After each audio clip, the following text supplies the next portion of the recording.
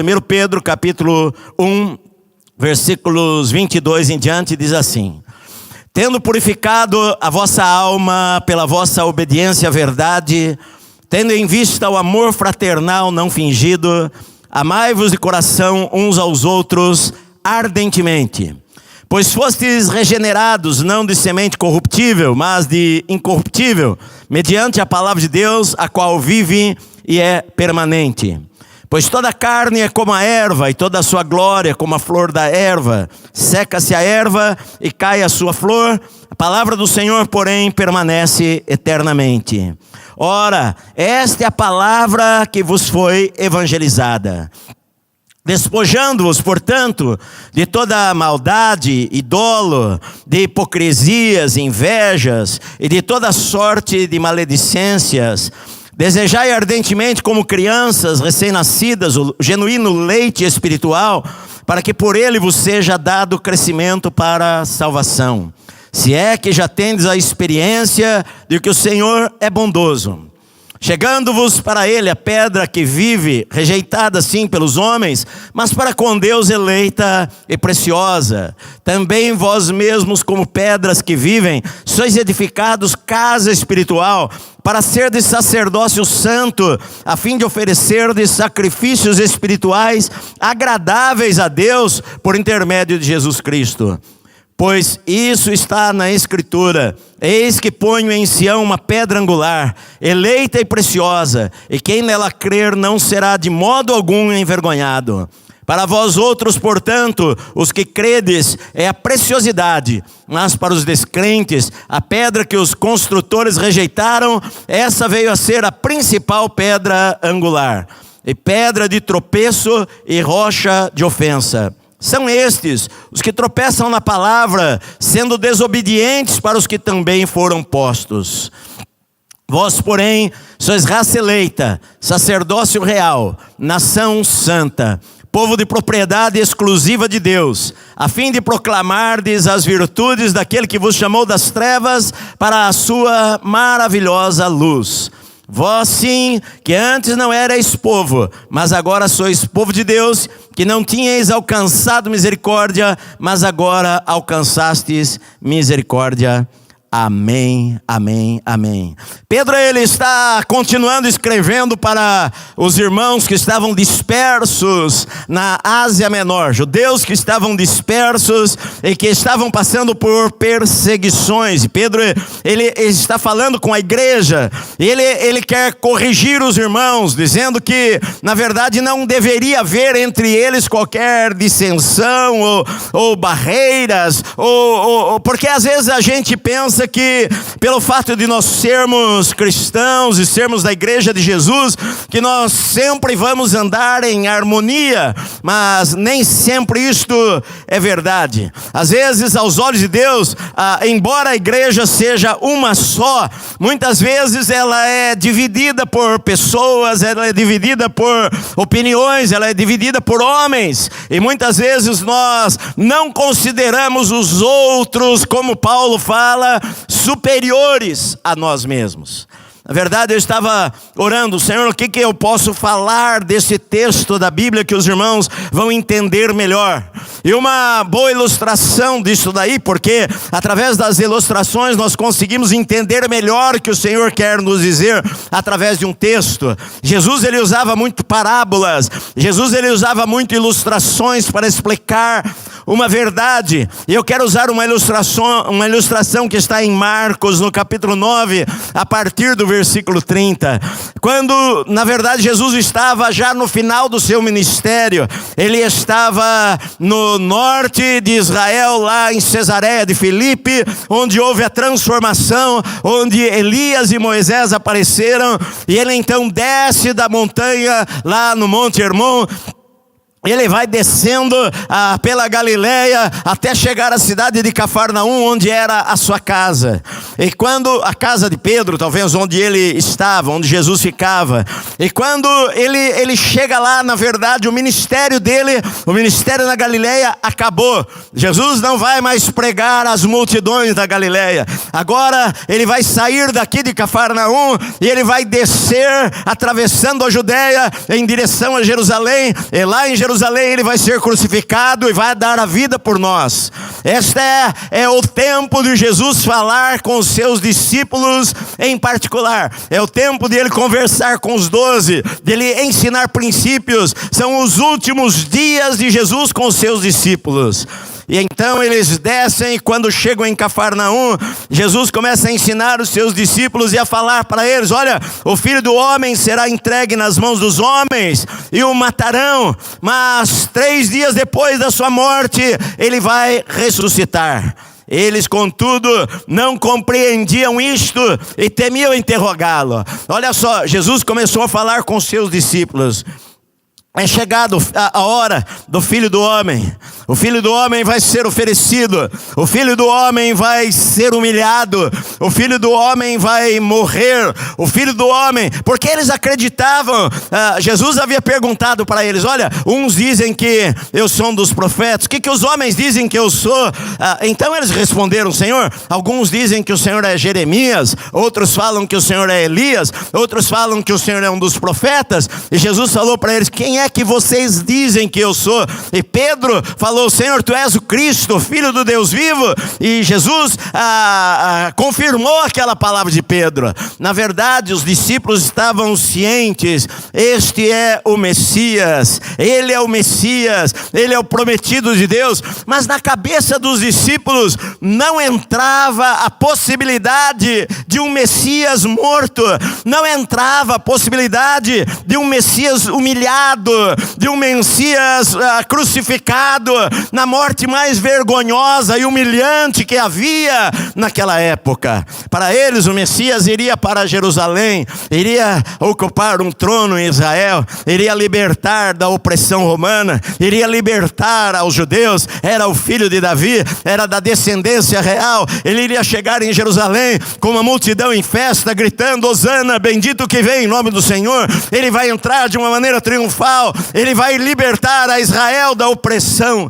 Mas agora Jesus fala com eles, em particular, o Filho do Homem. Ele usa aquela expressão que está no livro de Daniel: Filho do Homem. O Filho do Homem vai morrer, o Filho do Homem vai ser humilhado, o Filho do Homem vai ser crucificado. E eles não conseguiam entender isso daí e ficaram com medo de perguntar a Jesus o que é que ele estava querendo dizer com esta conversa, que ele iria morrer e ser humilhado pelas pessoas.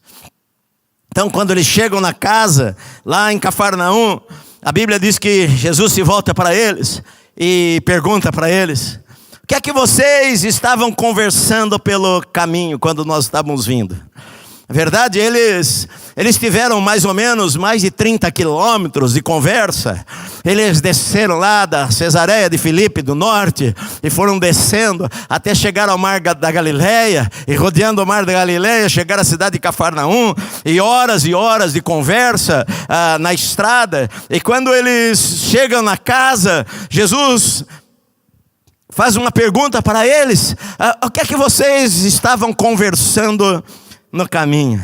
Na verdade, Jesus sabia o que eles estavam conversando. E eles, ouvindo aquela pergunta de Jesus, ficaram envergonhados, porque Jesus havia acabado de falar que ele ia morrer e ele iria ser humilhado. E eles ficaram calados. A Bíblia diz que eles guardaram silêncio, porque pelo caminho eles estavam discutindo entre si quem era o maior. A conversa deles no caminho era: nós estávamos discutindo. Eles não falaram isso, eles ficaram quietos. Vai falar o quê? Como eles vão falar para Jesus? Olha, Senhor, nós estávamos discutindo no caminho qual de nós era o maior. Eles ficaram envergonhados, em silêncio, não falaram nada. Mas no caminho, durante 30 quilômetros, 40 quilômetros, eles vieram discutindo discutindo. Não, eu sou maior porque Jesus em algumas vezes, talvez Pedro falou, Jesus algumas vezes me chamou, a mim, a Tiago, a João, para algumas coisas que não chamou vocês. Talvez os outros falaram, não, mas ele nos escolheu, ele nos deu poder para expulsar demônios, para curar os doentes, para ressuscitar os mortos. Enfim, eles vinham discutindo no caminho quem deles era o maior, o mais importante do grupo. E na verdade, quando nós discutimos isso, nós não compreendemos o que o Senhor nos ensina. O Senhor nos ensina que se eu fosse pregar e fazer um seminário e ensinar e falar, olha, eu vou pregar sobre como você se tornar o último, provavelmente haveria poucas inscrições para esta escola de treinamento. Como ser o último, como chegar em último lugar, como ser o menor de todos. Porque nós vivemos em uma sociedade em que o que interessa é sermos o maior, o que interessa é sermos o principal, o que interessa é sermos o primeiro, o mais importante. Na verdade, nós vivemos em uma sociedade que muitas vezes o nosso Deus é o nosso eu está assentado no trono da nossa vida, e a gente às vezes acha que Deus enxerga as coisas como nós enxergamos e pensamos na nossa importância, e às vezes nós queremos ser maiores do que os outros, às vezes nós desprezamos os outros. Sabe, isto se chama orgulho, é querer ser o maior, é querer ser o primeiro. Como várias vezes eu falei, o instrumento mais difícil, certa vez, perguntaram para o dirigente de uma orquestra qual o instrumento mais difícil de tocar. Ele falou o segundo violino, e perguntaram, mas por quê? Ele falou, porque todos querem tocar o primeiro, ninguém quer tocar o segundo. A gente quer chegar em primeiro, a gente quer correr e ganhar a corrida, a gente quer ganhar o melhor prêmio, a gente quer ocupar o primeiro lugar, a gente quer que os outros nos sirvam, a gente quer ser servido por todo mundo, o mundo gira em torno de nós. É isto que às vezes nós pensamos. E os discípulos discutiam pelo caminho, quem que vai ser o maior, quem que é o maior, quem que é o mais importante. Jesus ensina uma lição para eles, mas não adianta muito. Porque no capítulo 10, você vai ver lá João e Tiago chegando ao Senhor, e em outro evangelho fala que a mãe deles, a mulher de Zebedeu, estava junto, e falam para o Senhor, Senhor, nós queremos fazer um pedido para ti. E o Senhor falou para eles, o que é que vocês querem? E a mulher, a mãe, a parente de Jesus, eles eram parentes de Jesus, a mãe fala, Senhor, nós queríamos que os meus filhos, João e Tiago, cada um sentasse de um lado, quando o Senhor vier no teu reino. Eles falaram, Senhor, nós queremos sentar uma à direita, outra à esquerda. Os outros discípulos ficaram indignados com aquilo, porque eles não aprenderam a lição. Todos eles queriam sentar naquele lugar, todos eles queriam sentar ao lado de Jesus. Eles estavam pensando, quando Jesus chegar em Jerusalém, ocupar o trono, lá talvez de Pilatos, eu quero sentar do lado direito, eu quero sentar do lado esquerdo. Esta era a discussão deles. Porque o orgulho de quem nós somos, o orgulho ele critica pessoas, o orgulho ele julga pessoas, o orgulho compara as pessoas, o orgulho diminui as pessoas, o orgulho ele desmerece as pessoas. O orgulho sou eu. Na verdade, é isto mais ou menos que Pedro está falando lá na sua carta. O orgulho perde a honra verdadeira, porque nós somos aplaudidos aqui na terra. O exemplo que eles tinham de espiritualidade em Israel naquela época eram os fariseus. Os fariseus, eles gostavam do primeiro lugar, eles gostavam de fazer longas orações, eles gostavam de comentar e falar que eles jejuavam e oravam 2 vezes por semana e davam dízimo de tudo. Eles gostavam de orar em pé nas praças, eles gostavam de, quando dessem esmolas, vamos tocar a trombeta para que os pobres venham e vejam que nós estamos dando esmolas. Este era o modelo de espiritualidade, de se mostrar, era ser visto pelos homens. Mas Jesus agora fala para eles, o que vocês estavam conversando no caminho? E eles ficam calados, sem responder nada, mas Jesus sabe sobre o que eles estavam conversando. E a Bíblia diz que Jesus chama então, se assenta como um mestre, se assenta para ensinar, e falou para eles, se alguém quer ser o primeiro, será o último, servo de todos.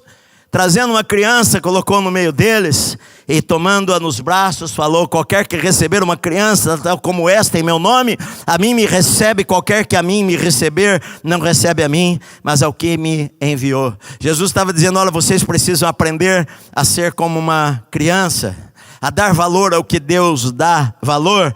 Olha esta criança aqui, ela não tem maldade. Olha esta criança aqui, ela, se ela brigar com seu amiguinho, logo em seguida ela perdoa, está brincando de novo. Olha esta criança aqui, ela é simples, ela é dependente, ela está feliz, ela não guarda mágoas, ela não guarda rancores. Você precisa ser desta maneira. E então, de repente, João, ele faz uma colocação para o Senhor. No versículo 38 ele falou: mestre, nós vimos um homem que em teu nome expelia demônios, o qual não nos segue, e nós lhe o proibimos, porque ele não seguia conosco. Sabe, Senhor, nós vimos um homem que ele estava expulsando demônios, ele estava orando pelas pessoas, ele fazia isso em teu nome, mas nós mandamos ele ficar quieto, porque ele não é do nosso grupo. Sabe por quê? Porque o orgulho é exclusivista. O orgulho acha que eu sou o cara, eu sou o melhor, eu estou acima dos outros, eu posso julgar todo mundo, eu posso fazer o que eu quiser, os outros são inferiores a mim. E Jesus falou: olha, respondeu: não lhe proibais, porque ninguém há que faça milagre em meu nome, logo em seguida possa falar mal de mim, pois quem não é contra nós é por nós. Quem não é contra nós é por nós. Voltando em 1 Pedro, na carta de 1 Pedro. Na verdade o que Pedro está dizendo é isto. Pedro está enfatizando a importância da unidade da igreja. Pedro está mostrando, ele mostra neste capítulo aqui 4 imagens ou quadros que mostram que nós devemos ser um e que nós devemos honrar os nossos irmãos e servir as pessoas. Ele fala em primeiro lugar que nós todos somos da mesma família. Nós somos da mesma família. Nosso relacionamento é eterno. Se você nasceu de Cristo, você nasceu da palavra. A palavra eterna, ele está dizendo, nós somos regenerados pela palavra incorruptível. Nós somos regenerados mediante a palavra de Deus, que é viva e permanente. Eu e você somos da mesma família. Eu e você, ele está dizendo, olha, nós somos da mesma família. Nós nascemos da mesma fonte. Nós somos gerados pelo Espírito e pela palavra. E nós, por causa disso, devemos ter um amor ardente um pelo outro, porque nós vamos viver eternamente juntos. Então é melhor nós aprendermos desde já a vivermos juntos. Sabe por quê? Ele diz que esta vida é breve. Toda a carne é como a erva, toda a sua glória, toda a glória do homem, todo homem, ele está dizendo, é como a erva. Toda a glória do homem, todas as conquistas dos homens, todos os sonhos do homem, toda a riqueza do homem, toda a fama do homem é como uma flor da erva. Seca-se a erva, cai a sua flor, a palavra do Senhor, porém, permanece eternamente. O que ele está dizendo? Olha, na verdade, queridos, a nossa vida aqui, ela passa muito rapidamente. Não adianta você querer pisar em pessoas. Não adianta você achar que é melhor que os outros. Não adianta você achar que é mais importante. Às vezes a tua briga tanto para ser o primeiro e conquistar e tudo isso daí. E na verdade tudo aquilo que você conquistar nesta vida, os teus sonhos e realizações, a tua glória, na verdade é como uma flor que vai murchar, é como uma erva que vai secar. É passageira. É como Jesus contou naquela parábola, que um homem rico, o campo de um homem rico produziu muito naquele ano, e ele pensou, bom, não cabe nos meus celeiros, o que eu vou fazer? Eu vou destruir esses celeiros, vou fazer celeiros maiores, e então depois eu vou guardar tudo e vou falar à minha alma, alma, agora descansa, come, bebe, regala-te, passeia, tira férias. E então naquela noite uma voz falou para ele, louco, esta noite pedirão a tua alma, e o que tens preparado para quem será? Que adianta o homem ganhar o mundo inteiro e perder a sua alma e perder a sua vida?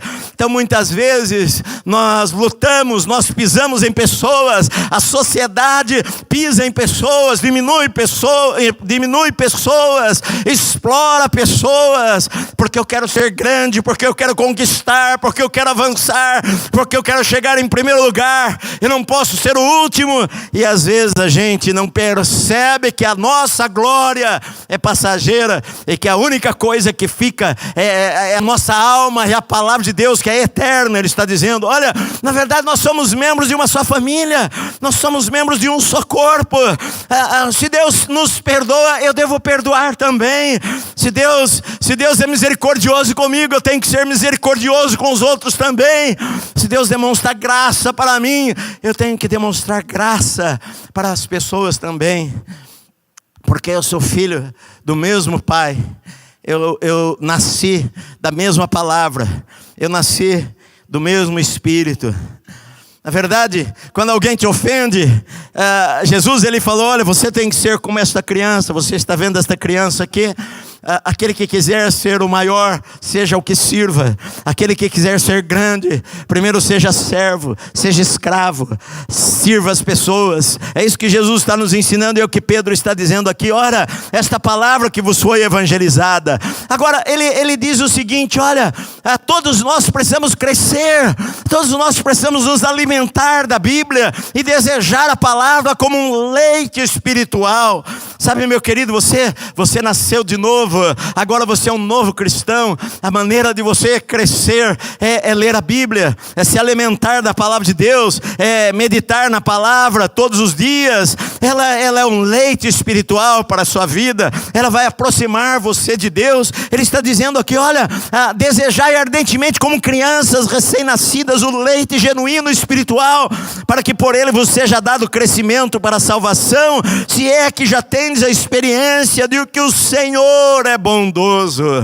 Você já viu que Deus é bom? Você tem certeza que Deus é bom? Você tem experimentado na tua vida que Deus é bom? Você tem experimentado que Deus é bondoso para com você? Hoje você acordou pela manhã, você tinha um café na tua mesa, você tinha um leite, você tinha um pão, você teve um sol maravilhoso aqui na cidade de São Paulo, você teve a tua família ao teu lado, você teve o privilégio de ficar em sua casa, porque Deus é bom e a sua misericórdia dura para sempre.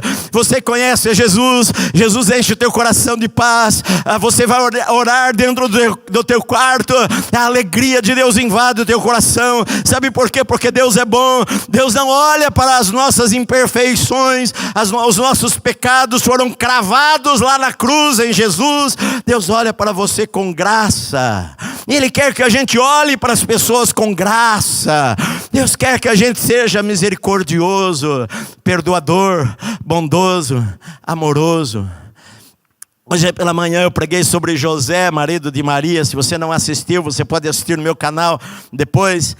Mas o caráter de José, ele poderia expor a Maria, ele se sentiu no momento traído.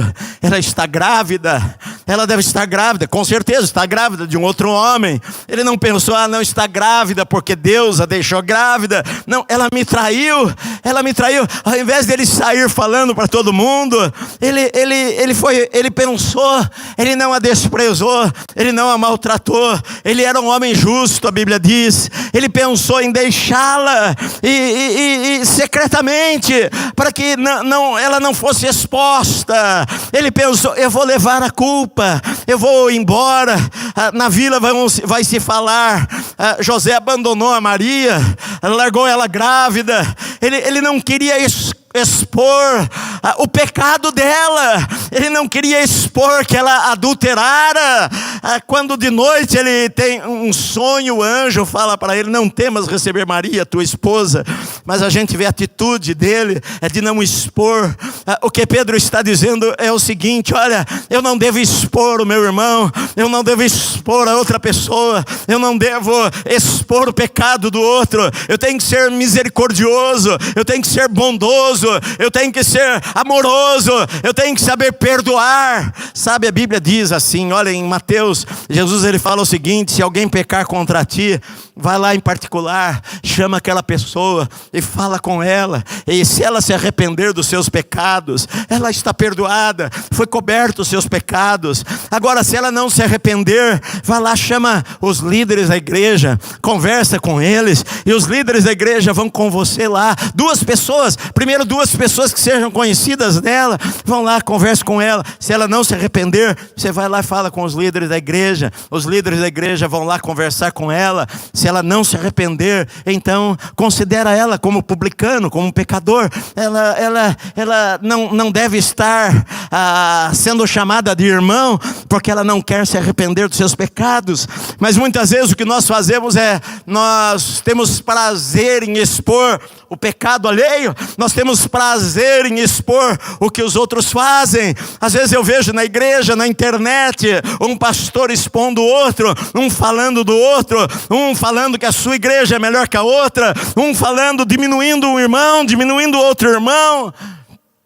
Hoje um pastor ligou para mim falando: pastor, olha, alguém postou lá, um pastor postou um vídeo na internet falando, insinuando alguma coisa sobre mim. Eu queria dizer para o pastor, eu tenho muito respeito pelo pastor, eu queria dizer que é mentira, pastor, isso daí. E eu fiquei pensando, por que alguém vai expor o outro na internet? Vai lá e fala com o irmão. Se vê que o irmão cometeu alguma coisa errada, vai lá, chama o irmão pessoalmente, conversa com ele, fala: meu irmão, eu soube disso, é verdade ou não?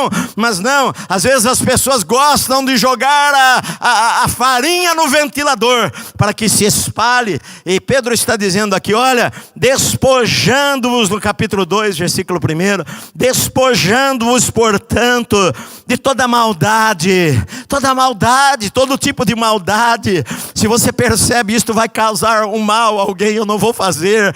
Isto vai causar um mal ao meu irmão, eu não vou fazer. Isto vai destruir a família do meu irmão, eu não vou fazer. Isto vai destruir a vida do meu irmão, eu não vou fazer. Isto vai destruir o ministério do meu irmão, eu não vou fazer. Eu vou lá em amor conversar com ele, porque da mesma maneira que Deus trata comigo, eu devo ir lá e tratar com o meu irmão e tratar com o próximo, meu querido. Não expor as pessoas, destruir a vida da pessoa. Para quê? O que o reino de Deus ganha? Que nem aqueles fariseus, aqueles religiosos chegaram para Jesus. Como é que eles foram achar uma mulher de madrugada em adultério? Jesus dormiu no monte, no Getsêmani. Jesus pregou o dia inteiro no templo. Ele não quis ir até Betânia para dormir na casa de Lázaro, Marta e Maria, seus amigos. Ele ficou lá no relento. Ele passou a madrugada ali, deitado no chão, no Monte das Oliveiras. Pela manhã, de madrugada ainda, ele levantou-se, atravessou o vale de Inom ali, entrou no templo e começou a ensinar. E chegaram os religiosos, trazendo uma mulher seminua, envolta em lençol, jogaram ela no meio. Mulher envergonhada, talvez chorando, cabeça baixa, sem levantar o rosto.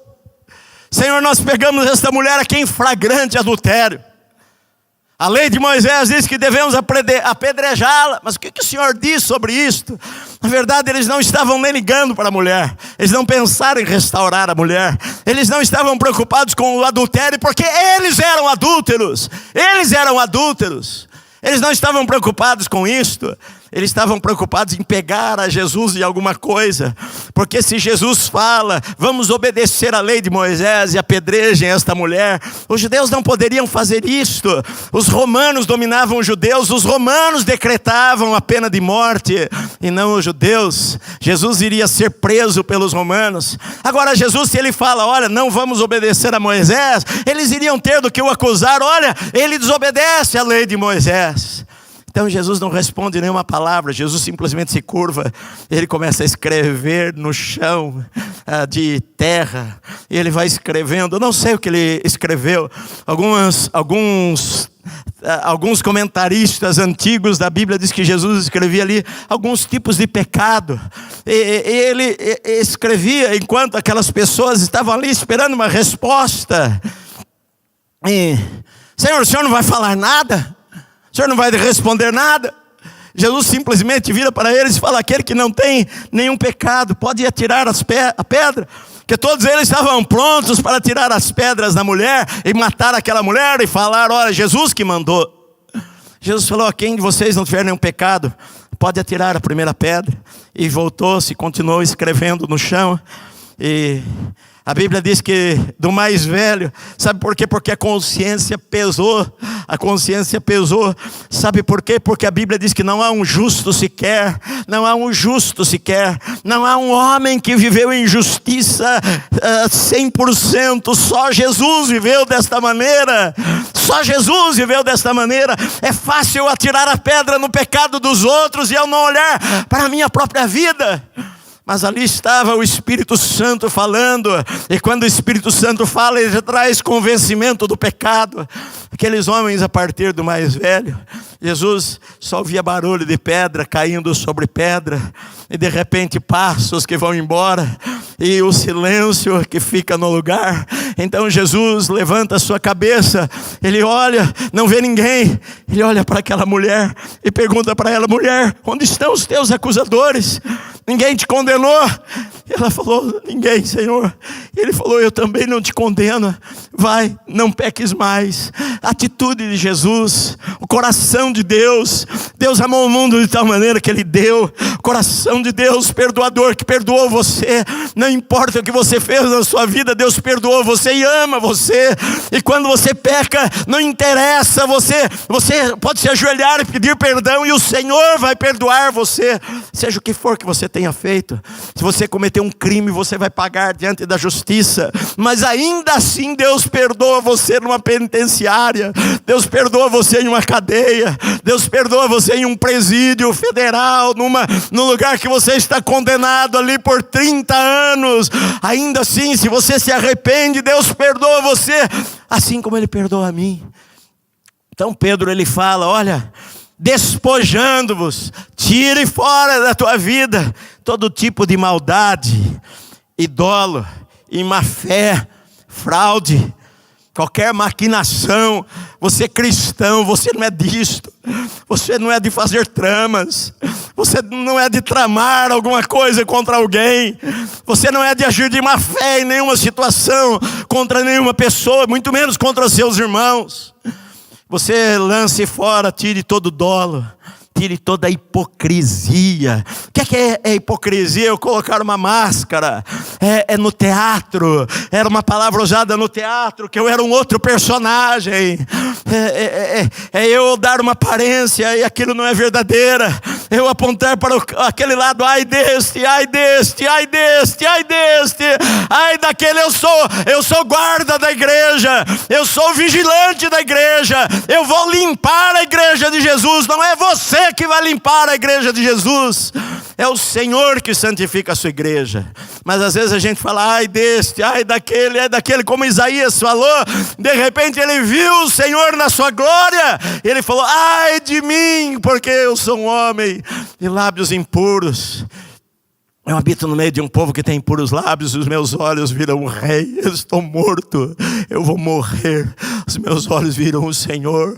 E os serafins gritam: santo, santo, santo é o Senhor de toda a terra. Santo, santo, santo é o Senhor. Toda a terra está cheia com a glória do Senhor. Eu vi o Rei, eu estou morto. Sabe, meu amado, ele está dizendo, Pedro está dizendo, despojando de toda hipocrisia e de toda inveja.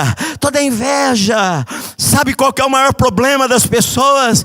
Não é chorar com os que choram. É fácil chorar com os que choram. O mais difícil é se alegrar com os que se alegram. Porque muitas vezes as pessoas têm um sentimento de que se alguém fracassou na vida, fazer o quê? Ele fracassou na vida. Mas se ele tem sucesso na vida, aquilo me incomoda. Às vezes incomoda os pastores também. Incomoda alguém de ver a igreja do outro crescer, de ver o outro estar em evidência, de ver o ministério do outro ser seguido por milhões de pessoas. E o pastor, às vezes até mesmo o pastor critica. O pastor fala: também por causa disto, disto e disto. O irmão critica. Como eu li uma vez alguém falando assim: esta semana não houve avivamento em nossa igreja. Mas também, graças a Deus, não houve na Metodista ali da esquina. Às vezes as pessoas, sabe, um homem chamado Gore Vidal, ele diz o seguinte: sempre que um amigo faz sucesso, alguma coisinha em mim morre. É a inveja. É o desejo de ter aquilo que não é para ele ter. É querer ter o que o outro tem. E Deus não quer isso de nós. Sabe por quê? Porque Deus deu uma coisa para cada um. Deus deu um ministério para mim diferente do outro. Diferente do outro, diferente do outro, diferente do outro. Porque Deus gosta de diversidade. Deus não fez ninguém igual. Eu tenho que valorizar e honrar o que Deus fez. Por que eu vou querer uma coisa que não é para mim? João Batista, Jesus falou: olha, eu digo para você que não houve um homem nascido de mulher igual ao João. O que vocês foram ver no deserto? Vocês foram ver um homem de vestes bonitas? Vocês foram ver um homem bem arrumado? Se vocês veem no palácio, quem que vocês foram ver no deserto? Sim, foi um homem simples. Voz do que clama no deserto, endireitai os caminhos do Senhor. Eu digo para vocês que nascido de mulher, ninguém foi maior do que ele. Nem Moisés, nem Abraão, nem Isaías, nenhum dos profetas foi maior do que esse homem, do que João. João foi grande aos olhos dos homens, de Deus, e pequeno aos olhos dos homens. João não fez nenhum milagre no seu ministério. Não há uma única cura no ministério de João. João poderia pensar: eu queria ser como Elias, que ressuscitou mortos. Eu queria ser como Moisés, que fez milagres. Eu queria ter a experiência de Eliseu, que passou pelo Rio Jordão em seco. Eu queria operar milagres. No entanto, não há uma única cura no ministério de João. Ele veio pregando arrependimento. Ele veio falando: arrependei-vos, porque é chegado o reino de Deus. Muitas pessoas não gostaram do que ele falava, mas Jesus falou: olha, eu digo para você que nascido de mulher, nenhum homem foi como esse homem aí. Nenhum homem serviu a Deus como esse homem serviu. Sabe, queridos, a gente às vezes se compara. A gente quer o que o outro tem. Não é assim que deve ser. Quando a gente lê na Bíblia a história de Raquel e de Lia, aquelas duas irmãs que Jacó casou com as duas. Jacó trabalhou 14 anos por Raquel, mas na hora do casamento, de noite, o pai entregou lá na tenda a Lia, e ele dormiu com a Lia naquela noite escura. Quando acordou pela manhã, a mulher tirou o véu, era Lia. Lia, a Bíblia diz que ela tinha os olhos baços. É a maneira delicada de falar que ela era feia. Lia era feia. E Lia teve filhos. O sonho de Lia era que o seu marido a amasse, mas o seu marido não a amava. E ela invejava sua irmã Raquel, porque o seu marido Jacó amava Raquel, e trabalhou 14 anos por ela. E Raquel não tinha filhos. Ela não podia ter filhos. E ela invejava Lia, que tinha filhos. E Lia invejava Raquel, porque Raquel era amada pelo seu marido e era bonita. E uma invejava a outra, porque a gente sempre acha que o verde do vizinho é melhor, que a grama do vizinho é mais verde, que o ministério do outro é melhor. Então eu coloco defeitos, então eu tento diminuir. Então às vezes a gente vê alguém querendo expor o irmão, a falar do pecado do irmão, a expor a vida do irmão, a jogar a farinha no ventilador para todo mundo, destruir a vida do irmão. E não serve mais para nada. Se esquece que ele tem família, se esquece que ele tem filhos, se esquece que ele é uma pessoa amada por Deus, se esquece quantos pastores às vezes no mundo têm se suicidado, têm se matado porque se sentem desprezados pelas pessoas. Ele dá a vida ali e de repente ele não serve para mais nada. Ele é um nada, ele é jogado no lixo, ele é desprezado pelas pessoas. E às vezes a própria igreja mata as pessoas. Pedro está dizendo o seguinte: olha, tire de vocês, despojando-vos de toda maldade, dolo, hipocrisia, inveja, toda sorte de maledicência, falar mal dos outros. Isso não é de vocês. Pedro aqui ele usa 4 quadros para falar da unidade da igreja. A primeira delas, que nós somos da mesma família. Como eu falei, somos da mesma família. Fomos gerados pelo mesmo Espírito, pela mesma palavra. A palavra nos regenerou para sermos uma nova pessoa, uma nova vida. Segunda imagem que ele usa aqui no texto é que todos nós somos pedras de um mesmo prédio. Ele fala o seguinte, sabe, a pedra angular, a pedra principal, a pedra de esquina, a pedra fundamental, aquela pedra que era colocada no edifício e a partir dali ela alinhava as paredes, sobre ela ia sendo colocada pedra sobre pedra para construir uma casa, para construir um edifício. Pedro usa esta linguagem, ele diz, olha, na verdade todos nós somos pedras do mesmo edifício, ninguém é sozinho. Se nós somos porque estamos juntos. Se nós somos casa de Deus e edifício de Deus, é porque nós somos juntos.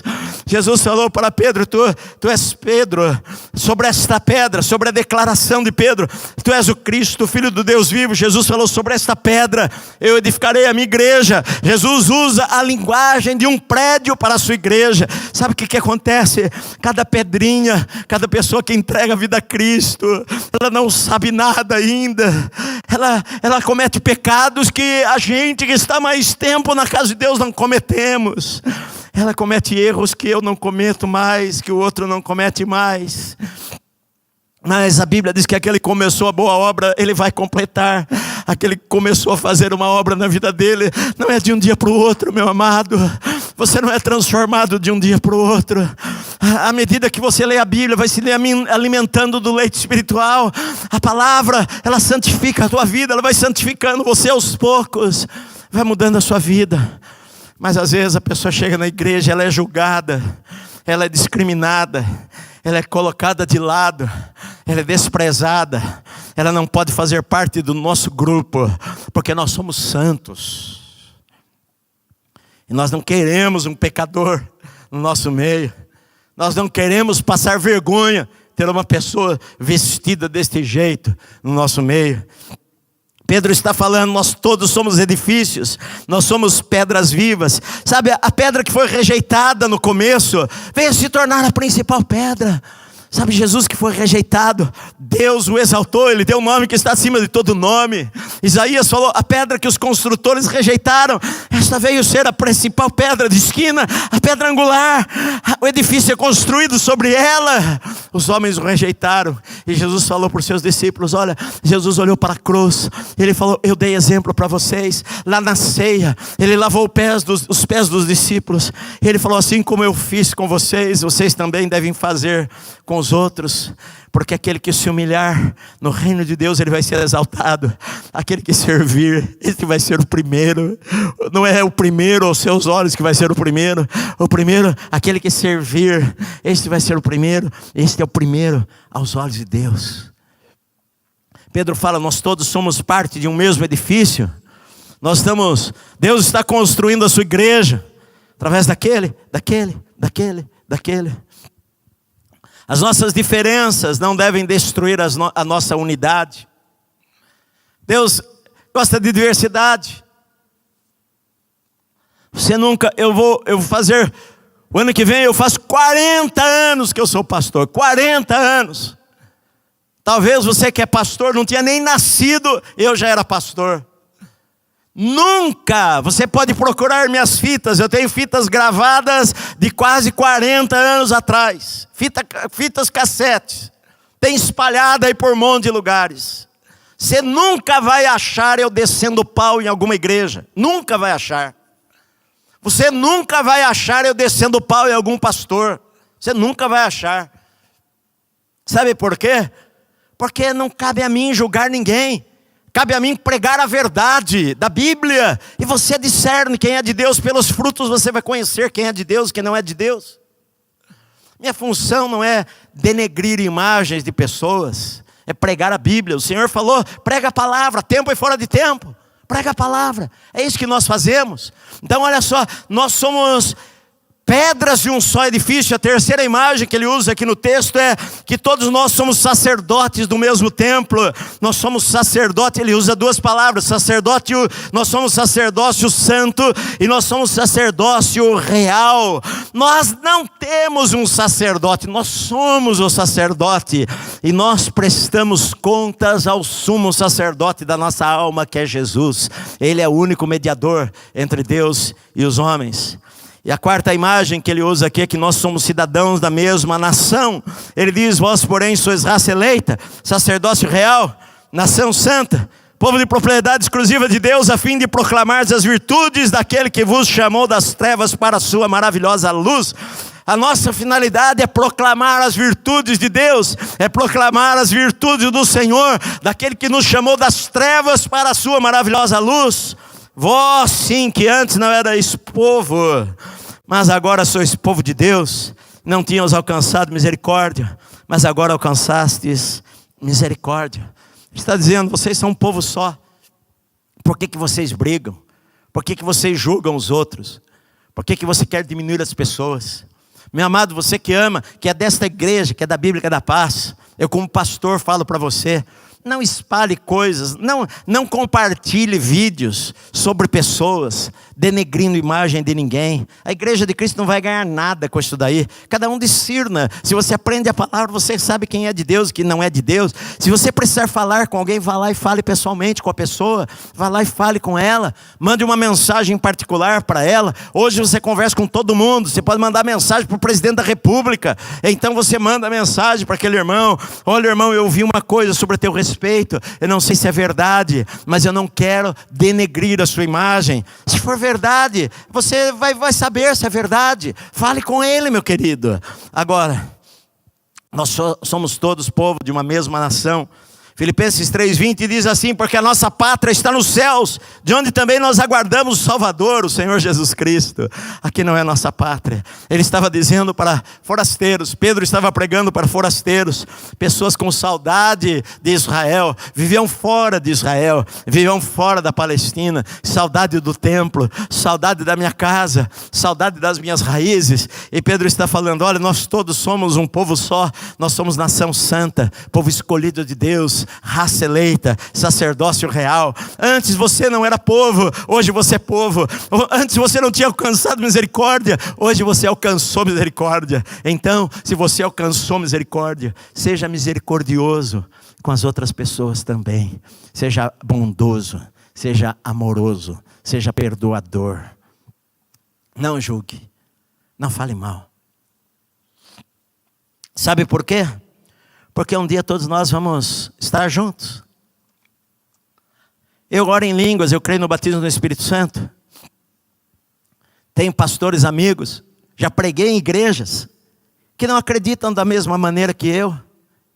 Eu respeito os irmãos. Já fui pregar em igreja tradicional, presbiteriana, por exemplo, que subi no púlpito e não vou lá dar uma rajada de línguas estranhas para os irmãos, para escandalizar alguém que não acredita da mesma maneira que eu. Eu devo respeitar o meu irmão, porque um dia nós vamos estar juntos no céu. Nós somos da mesma família, da igreja de Cristo. A igreja de Cristo não está limitada por uma placa. A igreja de Cristo não está limitada por um prédio. A igreja de Cristo é você que está me assistindo aí na tua casa, com a tua família. A igreja de Cristo sou eu, é você que serve a Jesus de verdade, com todo o teu coração, meu amado. Semana que vem nós vamos ter algo inédito. Nós vamos ter a ceia do Senhor através da internet. Eu vou explicar a você como você vai fazer a ceia na tua casa. Eu vou tomar a ceia aqui e você vai tomar a ceia aí na tua casa. Não vai precisar nem ser suco de uva, se você não tiver. Pode ser suco de laranja, suco de maracujá. O suco não se transforma no sangue de Jesus.